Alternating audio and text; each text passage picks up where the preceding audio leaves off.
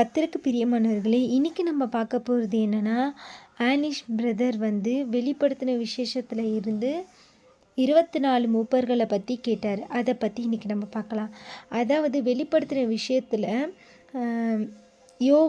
யோவான் காண்கிற சொப்பனம்தான் அந்த 24 மூப்பர்களை காணக்கூடியதாக இருக்கிறது. அதில் முதலாவது அதிகாரத்தில் 9வது வசனத்தில் என்ன போட்டிருக்குன்னா, யோவான் முதல் சொப்பனம் காண்கிறார் என்று போட்டிருக்கு. அந்த சொப்பனத்தில் கர்த்தருடைய நாளில் ஆவிக்குள்ளானேன், அப்பொழுது எனக்கு பின்னாலே எக்கால சத்தம் போன்ற பெரிதான ஒரு சத்தம் கேட்டேன் அப்படின்னு சொல்லிட்டு முதல் சொப்பனத்தில் ஆவிக்குள்ளாகி யோவான் பார்க்கிறார். அதே வசனம் 4வது அதிகாரத்தில் 2வது வசனத்தில் உடனே ஆவிக்குள்ளானேன், அப்பொழுது இதோ வானத்தில் ஒரு சிங்காசனம் வைக்கப்பட்டிருந்தது, அந்த சிங்காசனத்தின் மேல் ஒருவர் வீற்றிருந்தார்.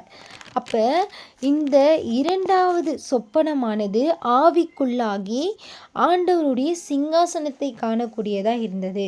அந்த சிங்காசனத்தை காணக்கூடியதாக இருந்தபடியினால் திரும்பி பார்க்கும்போது அவரை சுற்றிலும் 24 சிங்காசனங்கள் இருந்தது அப்படின்னு நம்ம பார்க்குறோம். அதில் ஃபஸ்ட்டு பார்க்கும்போது தேவன் வீற்றிருக்கிறார். 2வது தேவனுடைய சிங்காசனத்தை சூழ 24 சிங்காசனங்கள் இருக்கின்றது. உயர்மட்ட தேவதூதர்கள் என்று அழைக்கப்படுகிற 24 மூப்பர்கள். வெளிப்படுத்தின விசேஷத்தில் 1வது அதிகாரத்தில் 10வது வசனத்தில் யோவானை கடைசி நாளுக்குள் தேவன் அந்த காட்சியை காண செய்கிறார்.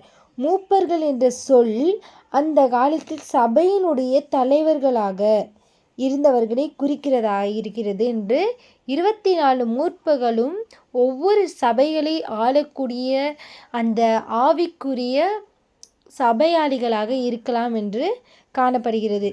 அந்த 24 மூப்பர்களும் பாடல் பாடிய போது இயேசுவை வாழ்த்தி பாடினார்கள். எங்களை நீர் மீட்டு கொண்டீர் என்று பாடினார்கள்.